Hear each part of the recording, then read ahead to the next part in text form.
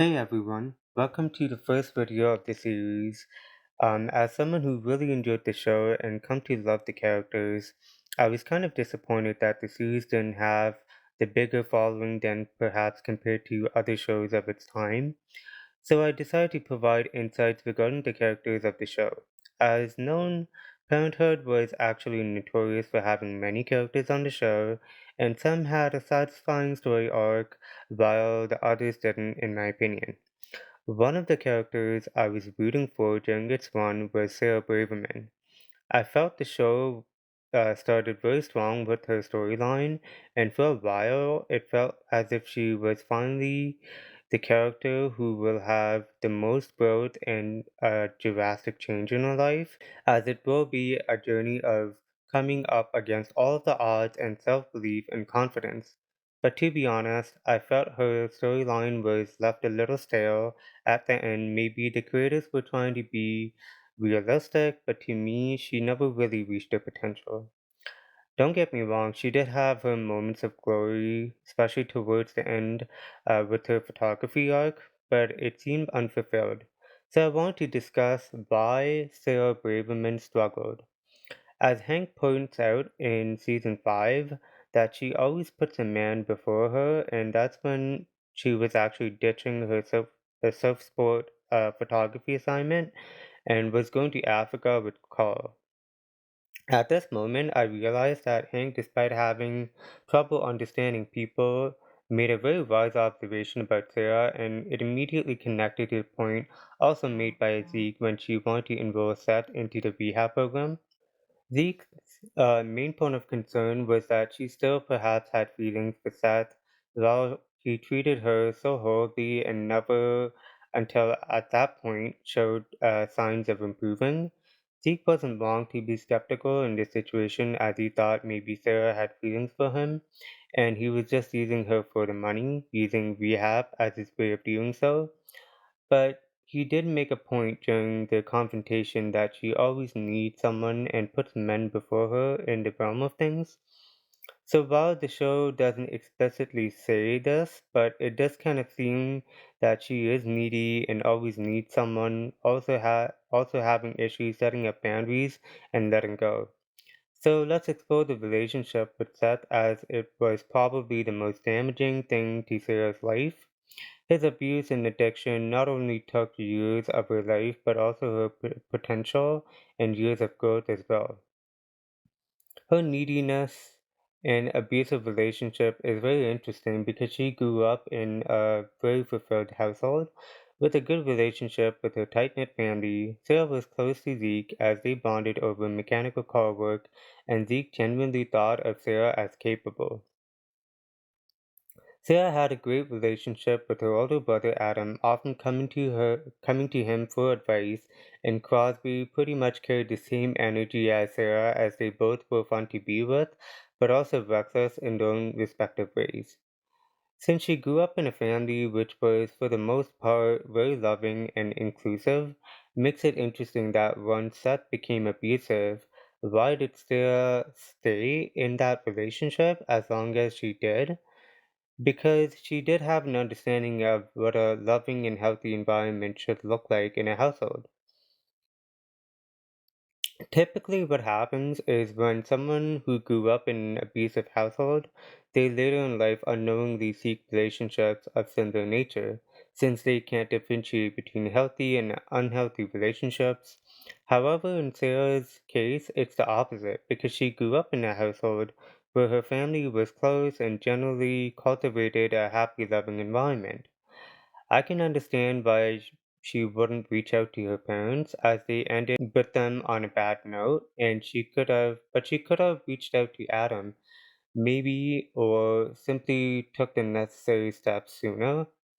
This is an interesting dynamic, and it could be dissected further to understand what her psychology was towards male partners, which ultimately led her into an abusive relationship.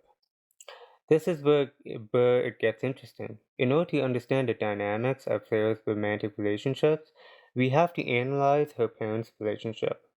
One of the main storylines of season 1 was that of Zeke actually cheating on Camille and her knowing about the affair and not reacting much regarding to it. It has been mentioned time and time again during the series that Zeke possessed a very imposing and dominant presence, especially in their marriage, which led to Camille being the less dominant of the two, often just going with many of the decisions he would make, not voicing her thoughts and opinions on various matters. This was because he wouldn't really listen to her and would go after what he wanted at the time. Zeke was portrayed as an old-timey hardhead who went for what he wanted and wouldn't consider anyone else's input. Zeke was portrayed by the very charming Craig T. Nelson and wasn't necessarily a negative character, but just how he was.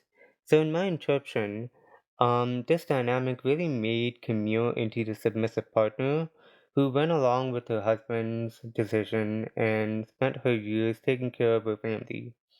By the time we were introduced to the Braverman family, Camille has a realization of sorts where she felt that she had put her family before her for far too long, and now it's time to focus on what she wanted to do in her life.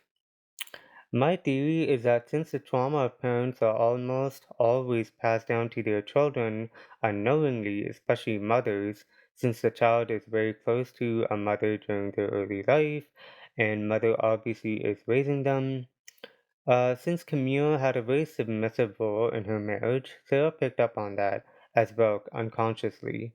Sarah was probably attracted to Seth because he was this fun to be with, exciting musician. However, when his drugs and alcohol problems started to take over, the abuse he inflicted on her really brought out that submissive nature she picked up from her mother, in my opinion. Also, going with the fact that she does have a good heart and probably gave him multiple opportunities to change, which clearly doesn't happen.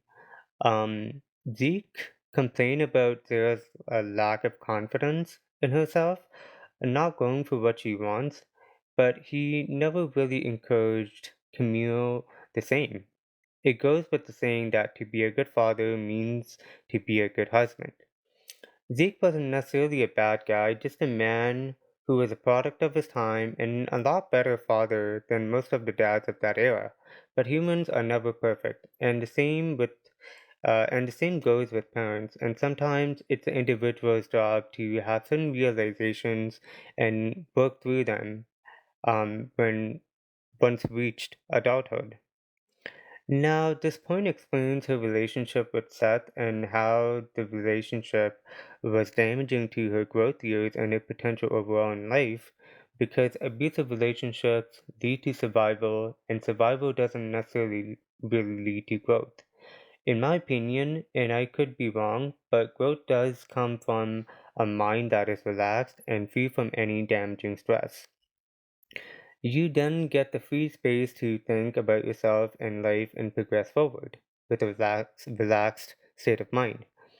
Now, coming back to always putting a man before a comment, um, does that actually mean that she subconsciously believes that she always needs someone to be happy? To be honest, don't be all, but I have a feeling this is a little different because, well, rather than realizing that sometimes romantic relationships aren't always fulfilling and personal ambitions should take precedence. Um, as with the case of Sarah, given the fact that she went through an abusive relationship, but with Sarah, it was genuinely frustrating because we were introduced to her as someone with lost potential, and this journey will be a self discovery. The show tries to touch upon this arc and eventually completes it, that is with a quotation mark, but it feels incomplete. I think part of the reason was that the show simply had way too many characters, and each of them with their own arc, which left certain arcs unfulfilled. Um, and Another part of Sarah's, arc is obviously her relationship with Mark, which I will be discussing in the part 2 of this video, so stay tuned.